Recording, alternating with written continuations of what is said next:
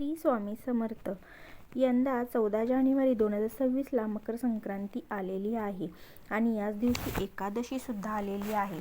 अतिशय शुभ दिन आपल्याला या दिवशी मिळणार आहे आणि मकर संक्रांतीचा हा सण प्रत्येक स्त्रीचा आवडता सण असतो. पण आता यंदा मकर संक्रांत ही पिवळ्या रंगावर आलेली आहे आणि आता ही पिवळ्या रंगाची साडी, पिवळ्या रंगाच्या वस्तू आहेत त्या वापरू शकतो का, तेच आपण आजच्या व्हिडिओमध्ये बघणार आहोत. नमस्कार सर्वांना, श्री स्वामी समर्थ. तुम्ही सर्वांचं आपल्या चॅनलमध्ये खूप खूप मनापासून स्वागत. सगळ्यात आधी एक गोष्ट लक्षात ठेवा की काही गावाकडे काही समाजामध्ये वेगवेगळी पद्धत असते आणि प्रत्येकजण आपापल्या पद्धतीने आपण सणवार साजरे करत असतो. आपापल्या पद्धतीचं आपण आचरण करत असतो. काही ठिकाणी असं आहे की संक्रांतीला काळ्या रंगाच्या साड्या घातल्या जातात किंवा बघा, सगळ्यात आधी तर संक्रांत ही पिवळ्या रंगावर आलेली आहे म्हणजे मकर संक्रांती या दिवशी फक्त पिवळ्या रंगाचे वस्त्र परिधान करायचं नाही. पण काही ठिकाणी असं आहे की ताई, आमच्याकडे असं आहे की देवीने जे वस्त्र परिधान केले आहे तर आमच्याकडे सुद्धा पिवळ्या रंगाची साडी घातली जाते. आणि काही ठिकाणी असं आहे की पिवळा रंग जो देवीने परिधान केलेला असतो तो रंग वर्ज्य करायचा असतो. आता मग जे लोक ते साडी घालतात ते चुकीचं आहे का? नाही. प्रत्येकजण आपली रूढी परंपरा पाळत आहेत.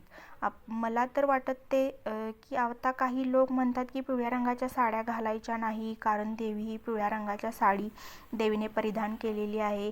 पण काही लोक म्हणतात की आमच्याकडे असं आहे, ज्या कलरची साडी देवीने घातली आहे त्याच कलरची साडी आम्ही सुद्धा त्या दिवशी घालतो.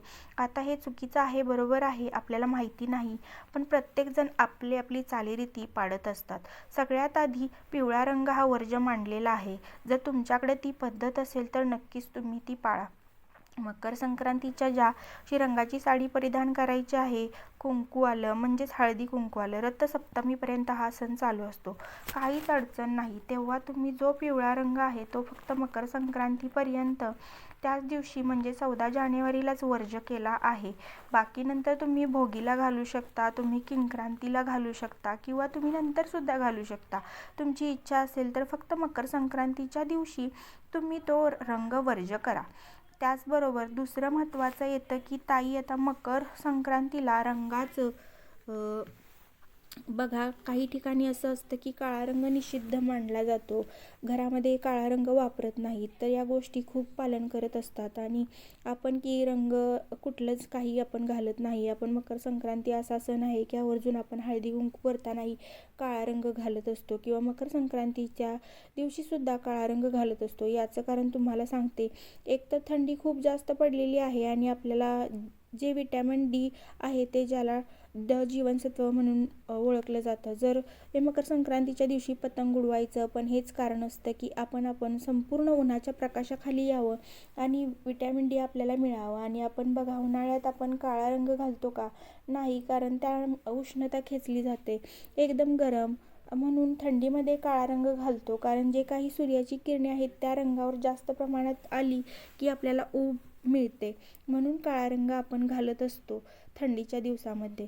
तर काळा रंग अजिबात घालत नाही. मग ताई, पिवळा घालू शकत नाही का? नक्कीच तुम्ही घालू शकता. लाल रंगाची साडी, हिरव्या रंगाची साडी, केशरी रंगाची साडी तुम्ही परिधान करू शकता. तुमच्याकडे ज्या रंगाची साडी अवेलेबल असेल त्या रंगाची तुम्ही साडी घालू शकता. हे करू नका, ते करू नका असं काही कुठे नाही. तर प्रत्येकाने आपापल्या रूढी परंपरानुसार प्रत्येकाने आवर्जून पाळाव्या आणि त्या करायच्या. त्याचबरोबर येतं की ताई, मकर आता एक नवीन सण आहे आपल्याकडे, मकर संक्रांत असतं बघा, जेव्हा मुलीचा पहिली संक्रांत असते तेव्हा आई मुलीला वाण देते, आई मुलीला साडी घेते, मुलीच्या बांगड्या वगैरे भरते आणि आजही ती रूढी प्रथा आपल्याकडे चालू आहेत. प्रत्येक संक्रांतीला आई मुलीला बांगड्या भरते. आपण भलेही जाऊ शकत नाही पण आई पैसे देते, म्हणजे आमच्याकडे पण ती पद्धत आहे. जेव्हा माहेरी गेलं जातं तेव्हा आता बांगड्या वगैरे कोणी काही भरत नाही, पण आई वडील बांगड्यांचे पैसे दरवेळेस न चुकता देतात. दिवाळीला वगैरे कपडे वगैरे घेतात, सुट्टीला जा, आमच्याकडे संपूर्ण कुटुंबातल्या मुलींना बांगड्या भरायला पैसे दिले जातात, साडी घेतली जाते. काळा रंग ज्यांच्याकडे घातलाच जात नाही त्यांनी काळ्या रंगाची साडी नाही घातली तरी चालेल. तुमच्याकडे काळा रंग असेल तर घालू शकता किंवा तुमच्याकडे घालत असतील तर तुम्ही नक्की घालू शकता. आत्ताच लग्न झालंय आणि काळा रंग आई मला देती, मी घेऊ का? बघा, तुमच्याकडे जर काळा रंग घालत असतील तर नक्की घ्या. म्हणजे तुम्ही घेतली तर त्याचं काही आपल्याला परिधान करू शकता तुम्ही. कारण हिरवा, असंख्य लोक हे हिरव्या रंगाची साडी शक्यतो देतात. जास्त तुम्ही घालू शकता, त्यामुळे काही परिणाम नाही होत. पहिल्यांदा नवीन नवरी असेल तर तुम्ही शक्यतो हिरव्या रंगाची साडी द्या, म्हणजे तिचं सौभाग्य आणि हे बाकीवरती काही परिणाम होणार नाही असं म्हणतात. तर आपण पाहूया, तुमच्याकडं ती पद्धत असेल तर महिलांनी ते स्वीकारावं. हळदी कुंकवाचा सण आहे हा, मग आपण काही काळा रंग घालायचा का? तर बघा, हे प्रत्येकाच्या मान्यावर आणि म्हणण्यावर म्हणजे परमेश्वर असतोच, पण एवढंच की आपल्या हिंदू धर्मामध्ये काळा रंग काही घालत नाही. कारण काळा रंग वापरून कुठलंही आपण शुभ काम करत नाही. कारण एक आहे की सूर्याचे जे काही अडचणी, जीवनसत्व, ते आपल्याला, तुमच्याकडे ती पद्धत असेल तसं तुम्ही करा. मी सांगण्याचा नक्कीच प्रयत्न करते. जशा तुमच्या रूढी, परंपरा, प्रथा जशा असतील तसंच तुम्ही पुढेही चालू ठेवा आणि ज्या प्रकारे आहेत तशाच करा. म्हणजे सांगण्याचं तात्पर्य काय, तुमच्याकडं जी पद्धत असेल तर तीच करावी. मोठा पडलेला प्रश्न, अगं बाई, जर पिवळ्या रंगावर संक्रांत आहे तर पिवळं काहीच घालायचं नाही का? मग तुम्ही हरभरा डाळ वापरायची नाही का? आता पिवळी डाळ आहेच की, कोणाच्या डोक्यात आलं नसेल का? पिवळं काय फक्त साडी दागिनेच आहेत का? तर हरभऱ्याची डाळ पिवळी आहे आणि दरवर्षी आमच्याकडे पुरणपोळीचाच नैवेद्य असतो, तर मग आम्ही तर ते करणारच. मग त्यामुळे पिवळ्या रंगाची डाळ असली तरी आपण पुरणपोळी करायचं राहणार आहे का सणाला? तर पुरणपोळीचा नैवेद्य हा आमच्याकडं प्रमुख आहे, तर आम्ही तो दाखवणारच. त्यामुळे मनात कोणतीही शंका न आणता आपण प्रत्येक गोष्ट ही आपल्या रूढी परंपरानुसार करायची आहे. हा ना, हळदसुद्धा पिवळी आहे आणि आपली डाळसुद्धा पिवळी आहे. देवीने वस्त्रसुद्धा पिवळं घातलेले आहेत, दागिने पण पिवळ्या रंगाचे आहेत. तर आपण या गोष्टी वापरत नाही का? वापरतो ना. मग आता देवीसाठी आपण बनवणारा जे पुरणपोळीचा नैवेद्य आहे, ती डाळसुद्धा पिवळी आहे. तर कोणीही काहीही सांगत आहे, हे असं करू नका, तसं करू नका. तर माझं याच्यावरती असं वैयक्तिक मत आहे की आता हळद ही, हळदी कुंकू आपण शुभ आहे आपल्यासाठी, आपण देवी देवतांना वापरतो ते. आणि डाळ ही आपण त्यांच्यासाठीच पुरणपोळीचा नैवेद्य करणार असतो त्या दिवशी. मग ते योग्यच असणार आहे. तुमच्या मते काय आहे ते कमेंटमध्ये कमेंट नक्की करून सांगा.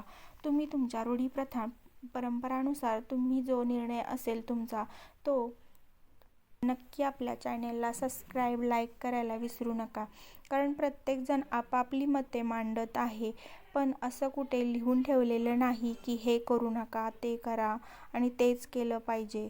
तर तुमचं मत काय आहे यावर नक्की कमेंट बॉक्समध्ये कमेंट करून सांगा. श्री स्वामी समर्थ. बाकी कुठलेच नियम नाही आहेत. मग ताई, पिवळं खाऊ का? पिवळं दान करू का? बरेच प्रश्न आता सुरू झाले आहे की ताई, हळद दूध पिऊ शकतो का? किंवा डाळ वापरू शकतो का? बिंदास वापरू शकतो. कारण प्रत्येकाच्या मान्यावर आहे. हळदीचा किंवा पिवळ्या रंगाचा साडीचा संबंध आहे, पण बाकीचं पिवळं काही वर्ज्य नाही. तुम्ही खरेदी पण करू शकता आणि वाण म्हणून देऊ वाटू शकता. कारण इथं आपल्याला फक्त साडी पिवळ्या रंगाची परिधान करायची नाही असं सांगितलं गेलंय, पण हे बाकीच्या गोष्टींमध्ये नाही. तर तुम्ही डाळ पण वापरू शकता. तर असं काय, आणि आपली हळद पण वापरू शकता. चुड्याच्या बाबतीत म्हटलं तर आपण चुडा हा हिरव्या रंगाचा शक्यतो, म्हणजे बांगड्या हिरव्या रंगाच्या भराव्या. कारण आपण सौभाग्याचं लेणं म्हणून हिरव्या रंगाच्याच बांगड्या भरत असतो. तर तुम्ही नक्की भरा हिरव्या रंगाच्या बांगड्या, ज्याने आपले सौंदर्य अजून खुलून दिसणार आहे. हिरव्या रंगाच्याच बांगड्या परिधान कराव्या.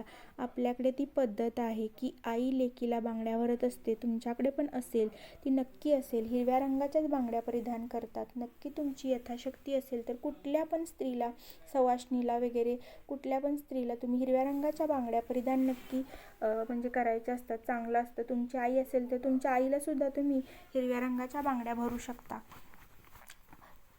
तर बांगड्या ह्या आपल्याला खूप महत्त्व आहे. आजकाल बाजारात वेगवेगळ्या प्रकारच्या बांगड्या येत आहेत. त्या हिरव्या रंगाच्या बांगडीबरोबर लाखेची एक बांगडी आपल्याला हातात असावी, याने नक्कीच आपलं सौंदर्य खुलून दिसतं.